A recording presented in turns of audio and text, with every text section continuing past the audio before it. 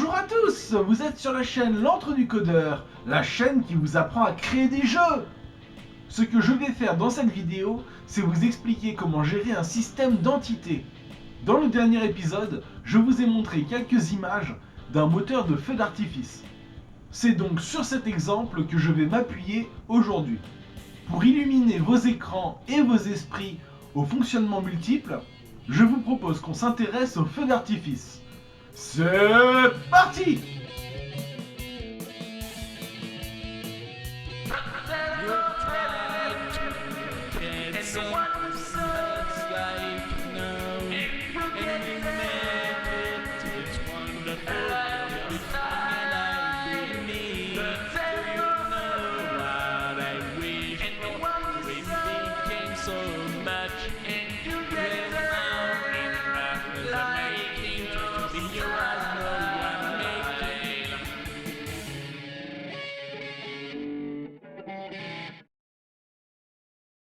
Dans cet épisode, on va mettre en place 3 entités différentes.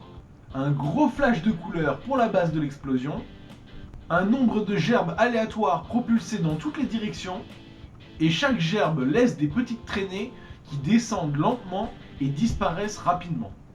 A savoir que chaque image du feu d'artifice possède une image colorée derrière et une image blanche par-dessus. On les affiche l'une sur l'autre pour obtenir une gerbe. Petite astuce, affichez d'abord toutes les images du fond pour tout le feu d'artifice et ensuite toutes celles blanches au-dessus. Sinon vous obtiendrez cela. Et nous, on veut ça. Le blanc s'additionne entre eux. C'est logique, d'abord le fond, ensuite le blanc, et pas le fond et le blanc affichés ensemble. Tout ce système est aléatoire. La couleur du feu d'artifice, mais aussi l'angle de propulsion des gerbes et leur vitesse, et la fréquence de création des traînées. Maintenant, passons au code. On va avoir besoin de stocker des informations pour chaque entité. Pour cela, voilà une structure. Passons en revue la structure. Set définit si l'entité existe ou pas. Type contient 1, 2, 3, qui est le type d'entité dont on a parlé plus tôt. X et Y sont les coordonnées à l'écran. Mov X et Mov Y sont deux valeurs qui permettent de déplacer la gerbe 2. R, V, B sont les couleurs rouge, vert, bleu de la flamme. Et A permet de la faire disparaître progressivement. Quant à Timer, elle permet à la gerbe 2 de laisser une traînée 3 tous les certains nombres d'images. On crée ensuite une fonction pour automatiser la création d'une nouvelle entité. Cette fonction cherche le premier index vide, c'est-à-dire l'endroit où set sera égal à 0. Et chaque paramètre de cette fonction initialise la variable correspondante de la structure. Donc pour créer un flash de type 1, voilà ce qu'on doit écrire. Ensuite, il y a non seulement un affichage du feu d'artifice, mais aussi sa gestion.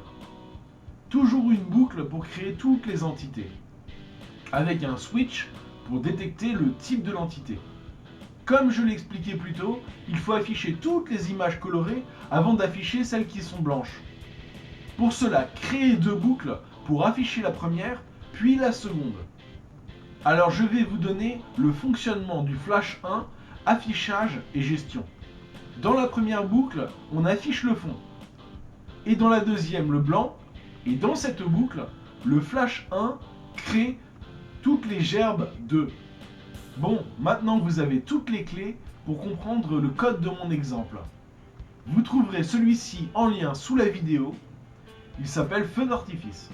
Voilà, si vous avez aimé ma vidéo et le principe de la chaîne, mettez un pouce vers le haut et abonnez-vous. Si vous postez des questions en commentaire, j'y répondrai avec plaisir. Alors voyou!